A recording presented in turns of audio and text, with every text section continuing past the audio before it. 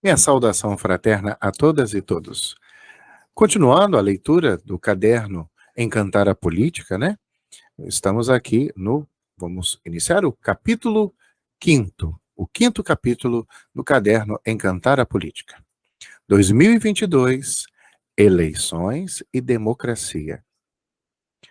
Como é que não sabeis avaliar os sinais do tempo presente? Lucas 12:56. Reflexão inicial. Tendo refletido sobre diferentes campos da política, como amor social, seguindo o ensinamento de Francisco, cabe agora levantar a questão eleitoral. Embora a política seja muito mais do que eleições, este é um tema que não pode ser ignorado. Com mais razão ainda porque o Brasil está numa crise político-econômica que abalou seriamente a confiança do povo nas instituições, e o processo eleitoral é o momento mais favorável a um grande debate nacional para encontrar a melhor saída da crise. É claro que não é função do Bispo de Roma apontar saídas para a realidade de cada país, mas suas palavras podem e devem nos inspirar para ações práticas diante do momento político de 2022. 1. Recordar a crise política e institucional do Brasil. O período de 2013 a 2016 foi marcado por muitas manifestações de rua e culminou com o processo de impedimento da presidente eleita. Com essa ruptura, conclui-se o ciclo social desenvolvimentista baseado numa coligação que teve o consentimento tácito das classes ricas, que apoiaram as políticas sociais em favor dos setores empobrecidos, em troca da suspensão de reformas estruturantes, agrária, fiscal e política, e ainda a auditoria da dívida pública, que faziam parte do projeto das classes trabalhadoras desde a convocação da Constituinte de 1988. Diante da crise financeira mundial, porém, os grupos dominantes romperam o acordo tácito e buscaram um governo alinhado apenas a seus interesses, como foram os governos que sucederam.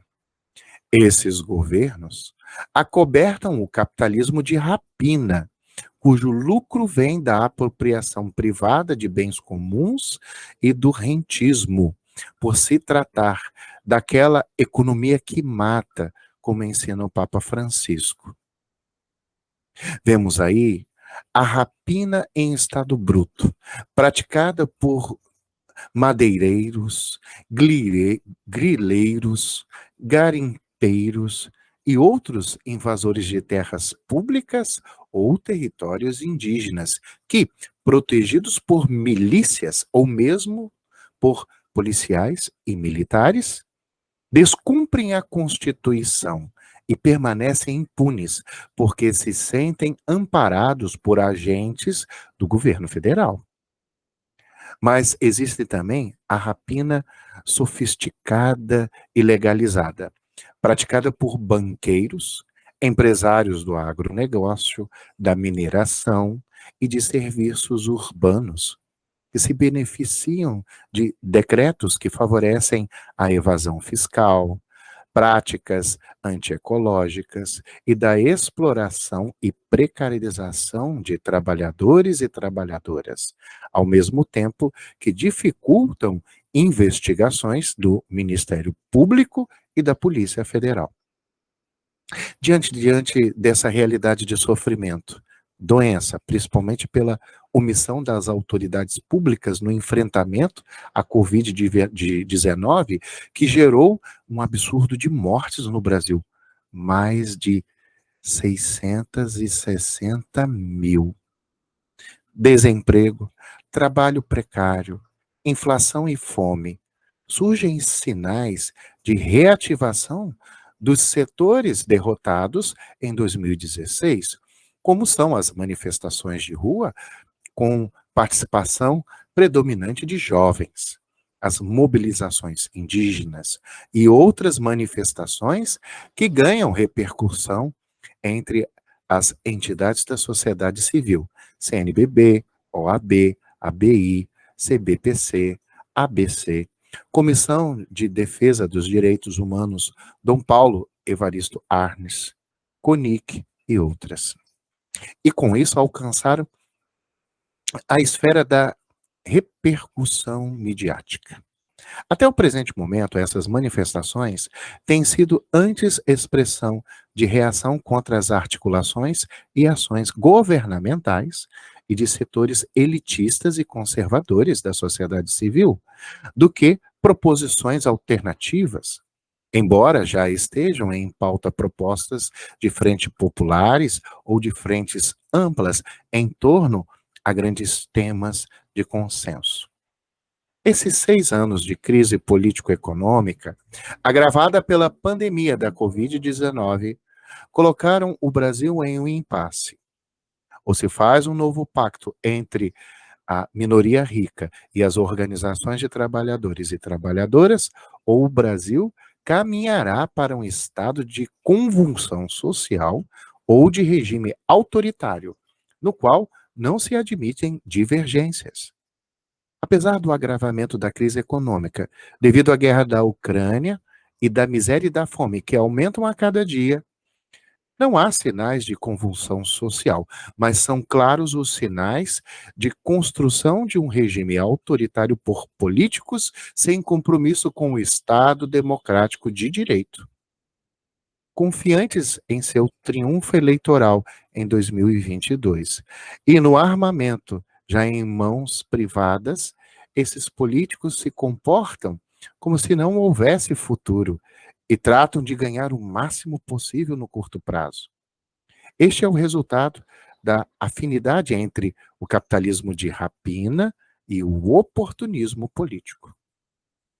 Diante desse quadro, a atual reativação de forças de oposição é sinal de esperança, mas não se deve ignorar que até agora elas concentram-se nos setores médios da sociedade, nos grupos organizados e nos chamados coletivos, tendo muito pouca irradiação nos setores empobrecidos das periferias urbanas e sociais.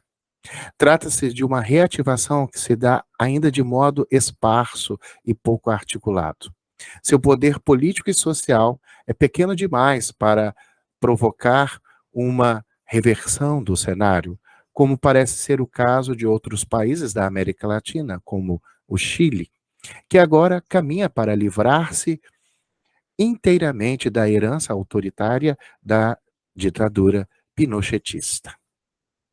Deve-se observar, porém, que a maioria da população brasileira está assistindo a tudo isso sem entender, e pior, sem saber que não está entendendo. Vítima do intenso processo de despolitização neoliberal dos anos 1990 e retomado em 2013, essa massa popular tem sido alvo de todo tipo de violência física, cultural, econômica e ideológica, sem que o Estado venha em sua defesa, salvo nos raros episódios em que o poder judiciário intervém com sucesso. Seria ingênuo esperar a reversão dessa despolitização sem um amplo processo de educação popular, que leva tempo. Percebe-se, porém, que as forças aliadas ao capital de rapina estão se enfraquecendo enquanto os setores populares ganham musculatura. Sendo assim, é possível pensar a formação de um governo de união nacional que venha consertar os estragos e reduzir os limites do capitalismo de rapina, se não for possível suprimi-lo inteiramente e restaurar as instituições republicanas hoje abaladas. Diante desse quadro, verifica-se que ganha força a tendência que vai no sentido de se construir um governo de união nacional e salvação da democracia. Dificilmente ele será capaz de ir além de uma política de redução de danos, o que já é o bastante, diante da realidade atual. Além disso, um governo de união nacional pode ser a oportunidade histórica de oferecer aos movimentos e organizações populares o prazo que necessitam para realizar sua função de conscientização e organização política desde as bases populares. Construir a democracia e democracia integral, política, econômica, ecológica, de raça e de gênero, respeitando o princípio da laicidade do Estado. Não é algo trivial. Como isso exige um amplo arco de alianças, é preciso ter bem claro quais são os preceitos éticos inegociáveis, para que a grande concentração, que poderá evitar uma convulsão social, seja pautada pela justiça e pelos direitos, inclusive da terra, como fundamentos da paz no Brasil e no mundo. Diante desse quadro e da possibilidade de formação de uma grande coalizão democrática por um governo de união nacional, vejamos a orientação ética dada por Francisco na encíclica Fratelli Tutti. 2. Princípios éticos para um governo de união nacional. O Papa tem em vista a realidade mundial, mas parece que ele fala olhando a realidade brasileira quando se refere àquele mínimo que não se pode adiar mais. Ainda estamos longe de uma globalização dos direitos humanos mais essenciais. Por isso, a política mundial não pode deixar de colocar entre seus objetivos principais e irrenunciáveis o de eliminar efetivamente a fome.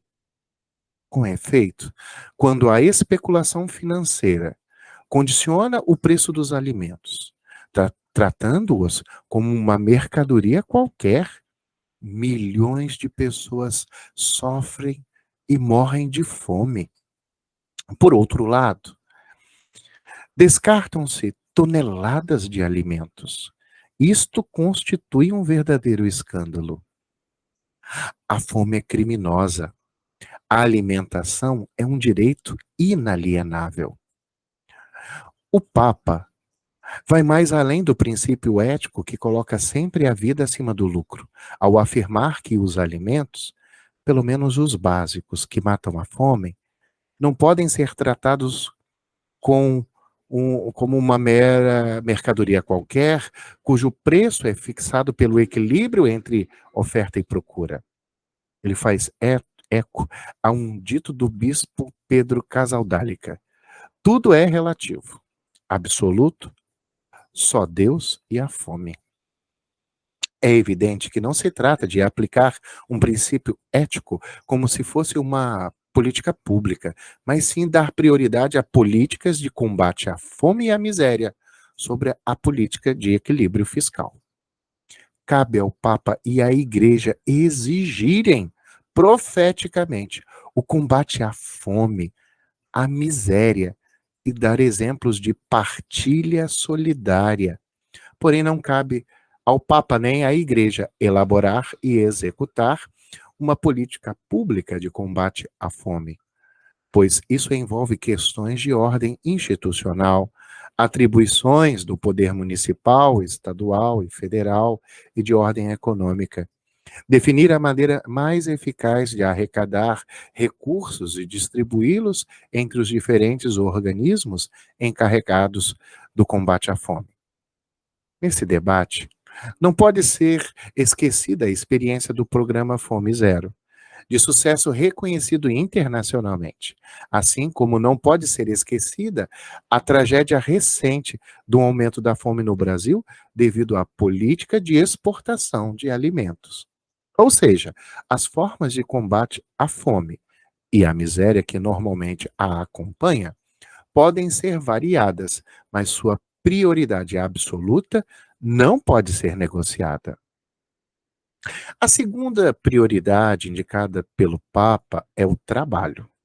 Ao falar do que é um político verdadeiramente popular, porque promove o bem do povo, ele levanta o que chama de a grande questão.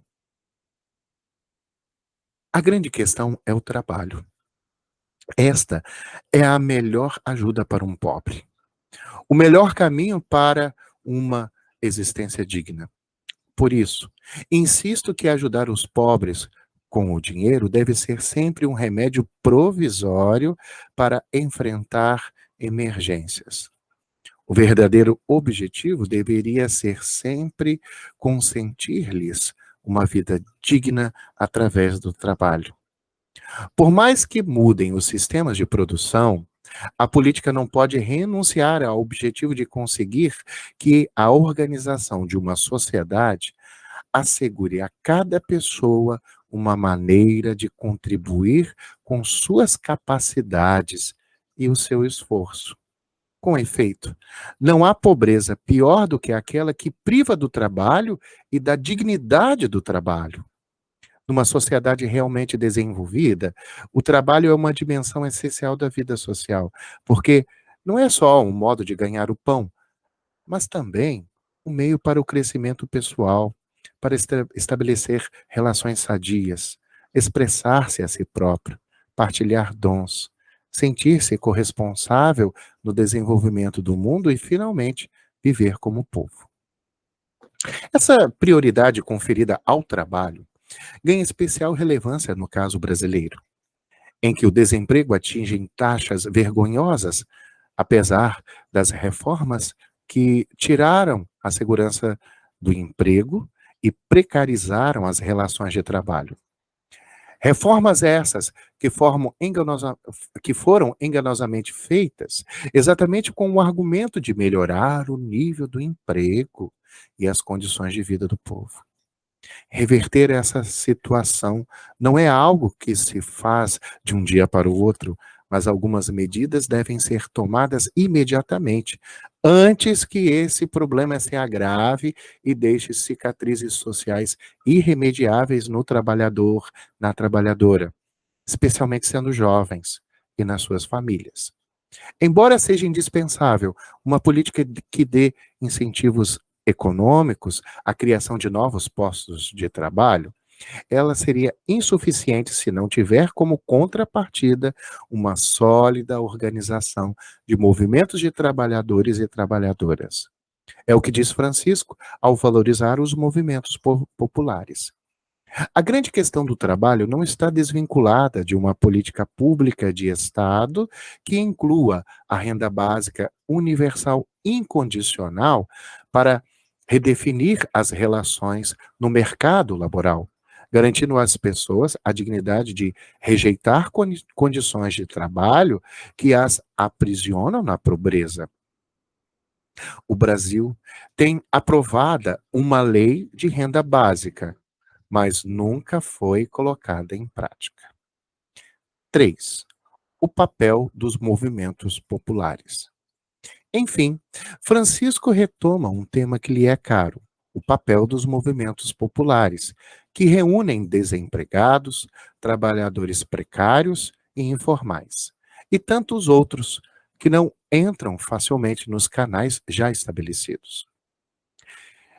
É necessário pensar a participação social, política e econômica segundo modalidades tais que incluam os movimentos populares e animem as estruturas de governos locais, nacionais e internacionais, com aquela torrente de energia moral que nasce da integração dos excluídos na construção do destino comum e, por sua vez, se incentive a que estes movimentos, estas experiências de solidariedade, que crescem debaixo do subsolo do planeta, confluam, sejam mais coordenados, se encontrem. Com eles, será possível um desenvolvimento humano integral, que implica superar a ideia das políticas sociais concebidas como uma política para os pobres, mas nunca com os pobres, nunca dos pobres, e muito menos inserida num projeto que reúna os povos. Embora incomodem e mesmo se alguns pensadores não sabem como classificá-los, é preciso ter a coragem de reconhecer que sem eles a democracia atrofia-se, torna-se um nominalismo, uma formalidade, perde representatividade, vai se desencarnando porque deixa fora o povo na sua luta diária pela dignidade, na construção de seu destino. Ao destacar a importância dos movimentos populares na criação de uma nova ordem política, econômica e social mundial, Francisco nos lembra que qualquer frente política formada sem ampla participação será um acordo de minorias, especialmente as mais privilegiadas. Precisamos de uma grande união política pelo Brasil. Não um acordo de cúpula para defender os interesses dos poderosos ameaçados de perderem seus privilégios. O critério político apontado por Francisco para a legitimidade dessa frente de união nacional não poderia ser outro senão aquele que os bispos da América Latina e Caribe formularam em 1968 em Medellín e foi depois universalizado pelo magistério do Papa, a opção preferencial pelos pobres. Neste caso, a defesa dos trabalhadores e trabalhadoras sem emprego ou com trabalho precarizado. 4. Participar ativamente nas eleições.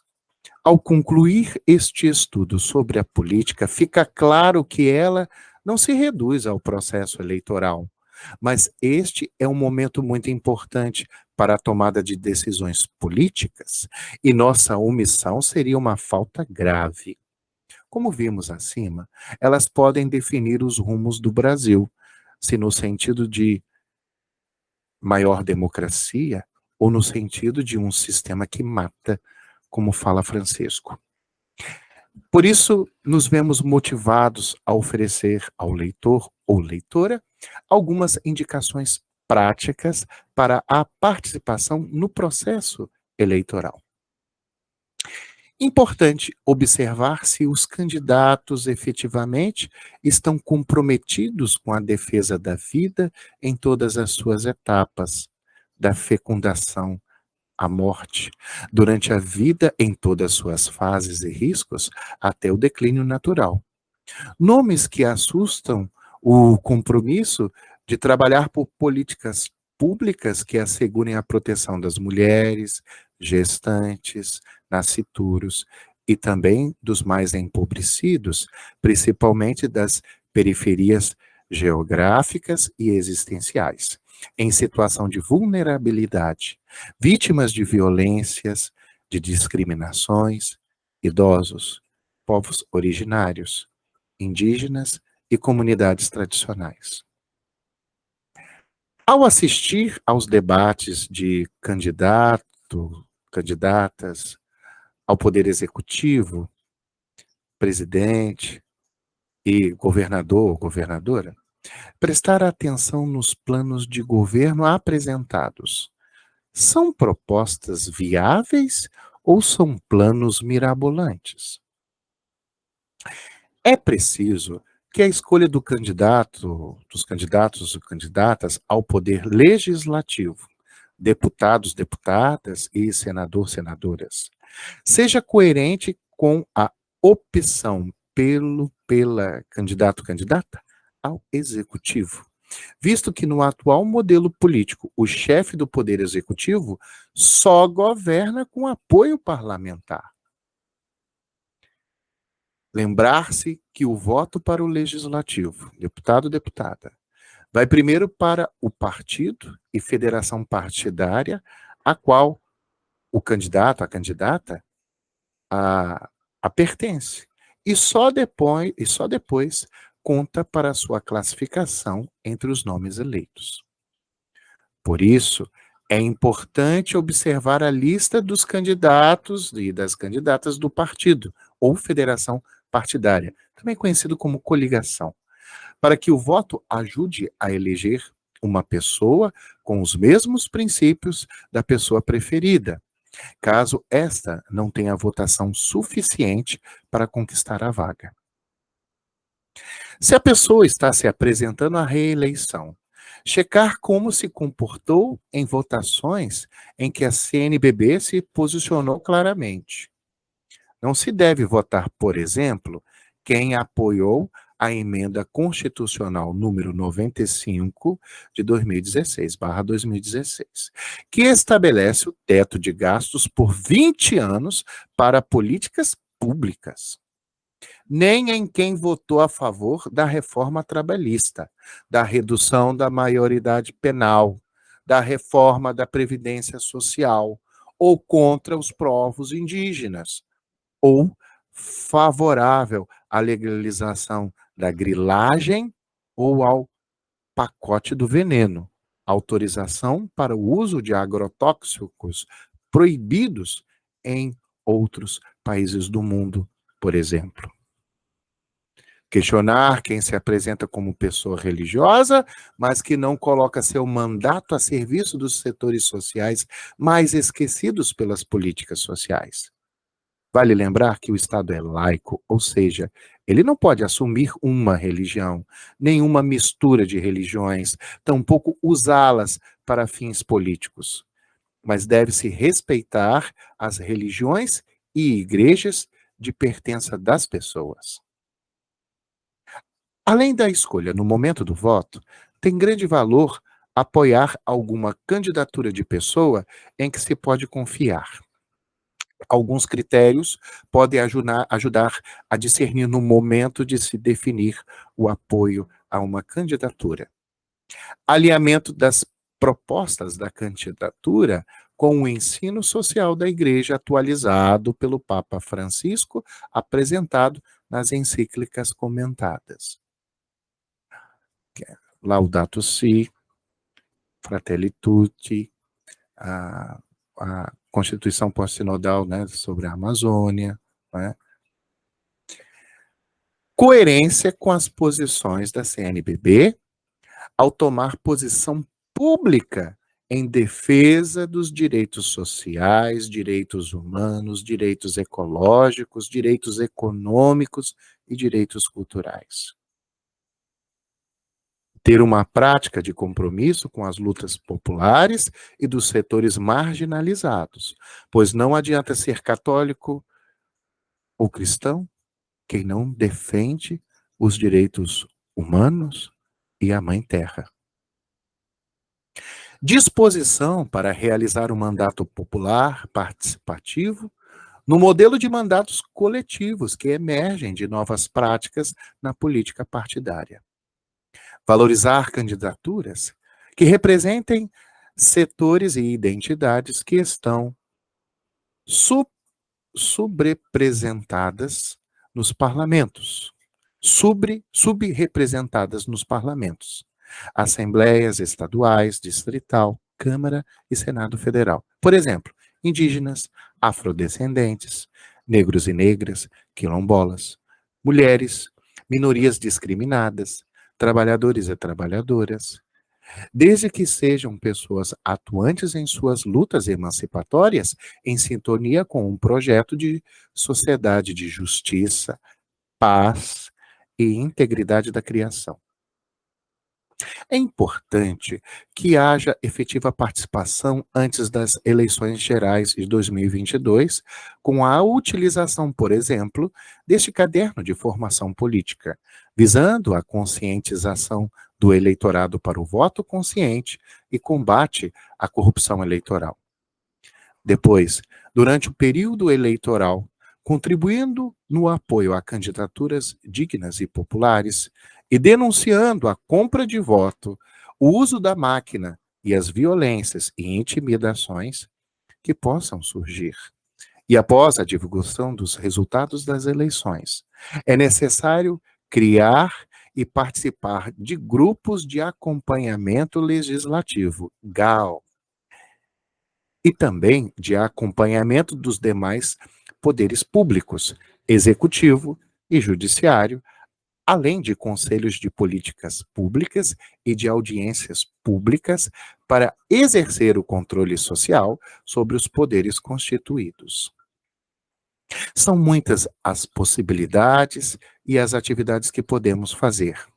Programas de rádio para despertar a consciência crítica, ou lives, hoje muito se utiliza muito, né, a internet, as nossas redes sociais, que a gente pode fazer as lives, né, também gravar vídeos, né, para despertar a consciência crítica, enfrentar a criminalização da política e resgatar sua dignidade. Todo mundo é bandido. Não, tem gente honesta, né? Nós é que precisamos aí escolher, né?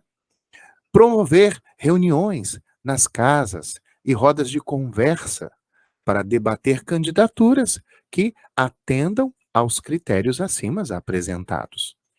Mobilizar grupos de pastoral, comunidade, associação de moradores, o movimento popular para pesquisar a trajetória política das pessoas que estão se candidatando e apoiar as candidaturas que melhor atendam aos interesses do bem comum, principalmente dos setores sociais desfavorecidos. Muito bem, então, concluímos aqui a leitura do quinto e último capítulo. Aquele abraço.